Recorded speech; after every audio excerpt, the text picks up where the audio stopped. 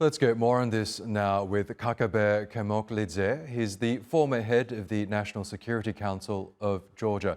Really good to have you with us, sir. Let's start with the latest in the frontline fighting in Ukraine. It really does seem that Russia is ramping up its attacks, not only across the Ukrainian territory, but elsewhere as well, because now we've got reports, according to Kiev, that they've targeted a civilian grain vessel in the Black Sea. What do you make of this rise in Russian attacks? Is it perhaps a counterattack to Ukraine's offensive or counteroffensive in the Kursk region?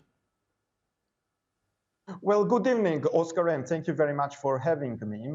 I think it's not a news at the end of the day that Russia tries actually to intensify its attacks all across Ukraine, including on the civilian targets. And within the last 2 days, I would say there were multiple reports that they have been, let's say, like loud reports that they have been actively going for the counter-offensive operation in Kursk region.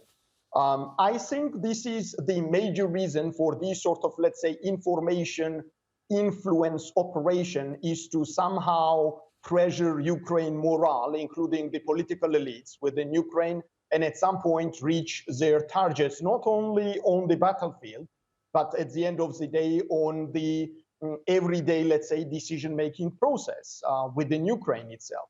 However, I think these sort of operations still have limitations, including in the counteroffensive, with regard to counteroffensive actions in Kursk region from the Russian Federation side. For this very moment, these loud statements have been already disappearing, because Ukrainians are still managing to hold the line and at the end of the day also run the proper, let's say, countermeasures in this regard.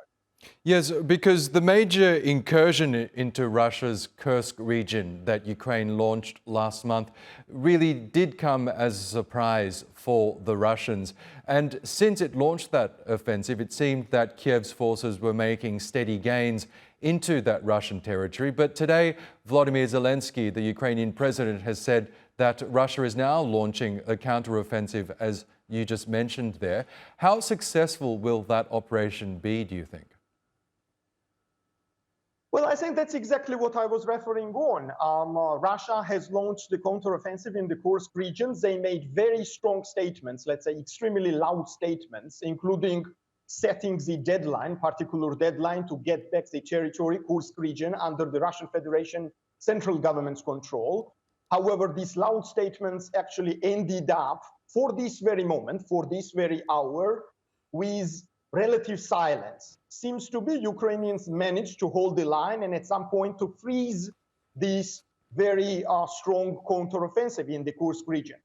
And politically speaking, the offensive, as you well mentioned and well pointed out, Kursk region operation was a surprise not only for Moscow, but I think for the entire world, and geopolitically speaking, internally including for the internal use within Russian Federation, it was an earthquake.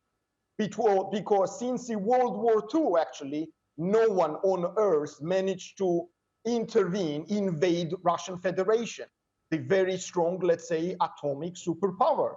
And I think Ukrainian strike was not only a surprising moment, but tactically and even geopolitically, for their, let's say, internal Ukrainian morale, was a very big success. And I think this success is still ongoing as long as they are managing to hold the lines here. And the recent gains that Ukrainian forces have made have largely been attributed to the ongoing Western support it's received, particularly from the United States. We know that Washington is continually announcing new aid packages for Ukraine, but all that could change depending on who wins the November presidential election in the United States. Are you worried that perhaps if Donald Trump, say, wins the election, that support for Ukraine might be reduced coming from Washington? Well, I do think that actually Ukraine for this very moment has absolutely bipartisan support, full-scale support, which won't be dramatically changed. Now, I will tell you why I think so in this way. Because what's going to happen on the battlefield in Ukraine is not only about the Eastern Europe or Ukraine itself or the South Caucasus, for example, on Georgia, and etc. It's about, let's say, the general US standing globally, because it is directly linked what's going to happen, for example, between China and Taiwan.